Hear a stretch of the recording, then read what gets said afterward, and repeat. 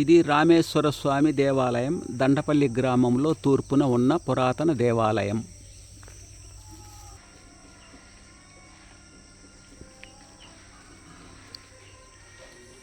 ఈ ఆలయం కూడా విజయనగర రాజ్య పతనాంతములో ధ్వంసం కాపడి శిథిలమైపోయి ఇలా ఉన్నది. ఈ ఆలయం కూడా సుమారు 300 సంవత్సరాలు పూజలు లేకుండా ఉండినది. ఈ ఆలయంలోని శివలింగాన్ని పలమనేరు కాశీ విశ్వేశ్వరాలయంలో భద్రపరిచారని చెబుతారు. ఇక్కడ పార్వతీదేవి విగ్రహం 2001వ సంవత్సరంలో గుడిలో దొరికినది.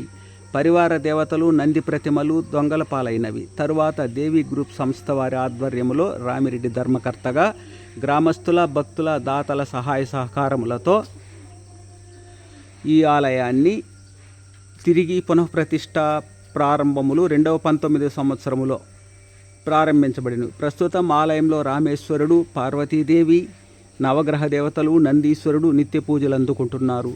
ఈ ఆలయానికి దేవలం బావి పేరుతో కోనేరు ఉంది. దేవలం బండపైకి స్వామివారి పంచలోహ ప్రతిమను తీసుకుని పోయి పూజించి గ్రామోత్సవం నిర్వహిస్తారు. కీలేరు దండపల్లి వారి పూజ తొలి పూజగా ఉండేది. తిరిగి సమీపంలో వ్యాసరాయ స్వామివారిచే స్థాపించబడిన ఆంజనేయ స్వామి పర్వత ప్రతిమ ఉంది. పురాతన ఆలయం ఉంది. రాతి దీప స్తంభం మాత్రమే దండయాత్రలో పోయినది. వెనుక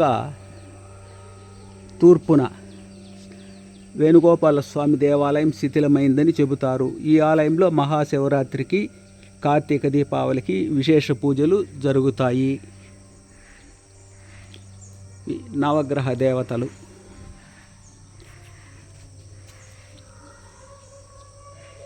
దీపస్తంభము, బలిపీఠము,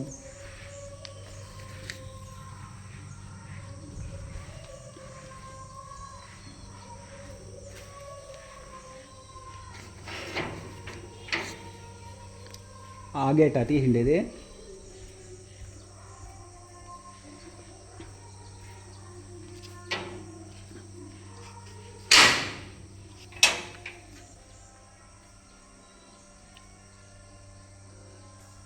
ఆలయంలో పార్వతీదేవి అమ్మవారు, సింహవాహనం,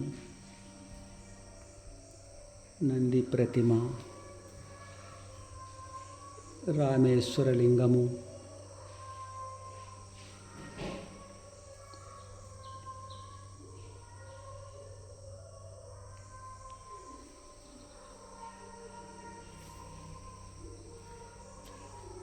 వినాయక స్వామి,